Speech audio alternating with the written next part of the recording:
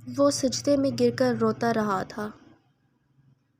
اگر میرے ساتھ یہ سب کچھ میری کسی غلطی کی وجہ سے ہو رہا ہے تو مجھے معاف کر دے، مجھے اور سزا مت دے، مجھے وہ بخش دے جو میں چاہتا ہوں، مجھے زندگی میں اور مت بھٹکا، مجھے سکون دے دے، مجھے سہارا دے دے۔ تو کسی کو سزا نہیں دیتا، پھر مجھے کیوں؟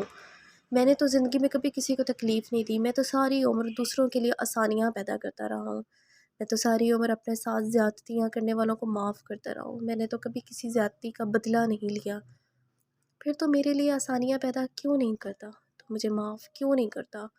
میں نے اپنے ماں باپ پر اس حد تک احسان کیا ہے جس حد تک مجھ سے ہو سکتا تھا، میں نے ان دونوں سے کبھی شکوہ نہیں کیا۔ ماں باپ کے ساتھ اچھا سلوک کرنے والوں کے لیے تو اجر ہوتا ہے، عذاب نہیں۔ اے خدا، تو مجھ سے کیوں ناراض ہے؟ میرا کون سا عمل تیری ناراضی دور کر سکتا ہے؟ تو مجھ سے خوش ہو جائے، پھر میری زندگی کی مشکلات ختم کر دے، مجھے سکون دے دے۔ بہت دیر تک رونے کے بعد اسے جیسے عجیب سا سکون مل گیا تھا، ایک دم خود بخود ہی جیسے اس کے آنسو تھم گئے تھے۔ اس نے زندگی میں کبھی خود کو اتنا ہلکا پھلکا محسوس نہیں کیا تھا، ایک عجیب سی ٹھنڈک اس کے اعصاب میں اتری جا رہی تھی۔ اس وقت اسے کچھ بھی یاد نہیں رہا تھا، ذہن بالکل خالی ہو چکا تھا۔ چند لمحوں کے بعد اس نے خود پر نیند کا غلبہ محسوس کیا، اس نے اپنی آنکھوں کو کھلا رکھنے کی کوشش کی تھی مگر وہ ایسا نہیں کر پایا تھا۔ وہ ٹینا کے بارے میں سوچنا چاہتا تھا مگر وہ کچھ سوچ نہیں پا رہا تھا۔ نیند کی گرفت میں آنے سے پہلے اسے آخری خیال آیا تھا، شاید خدا نے بالآخر میری دعا قبول کر لی۔ اگلی صبح وہ بہت پرسکون تھا۔ عجیب بات یہ تھی کہ وہ پرسکون ہی نہیں، غیر معمولی طور پر جوش بھی تھا۔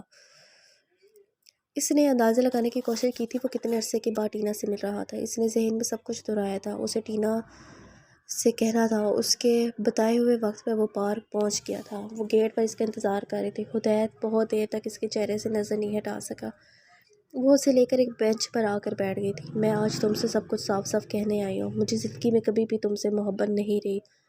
تمہارا میرا تعلق نوجوانی کی بہت سی دلچسپیوں میں سے ایک تھا، یہ تم یہ کہہ لو کہ تم میرے دوست رہے تھے مگر تم کبھی بھی میرے واحد دوست نہیں رہے۔ تم نے جب مجھے پرپوز کی، اس وقت پہلی بار میں نے سنجیدگی سے تمہارے بارے میں سوچا، مگر تب بھی مجھے تم سے محبت نہیں ہوئی۔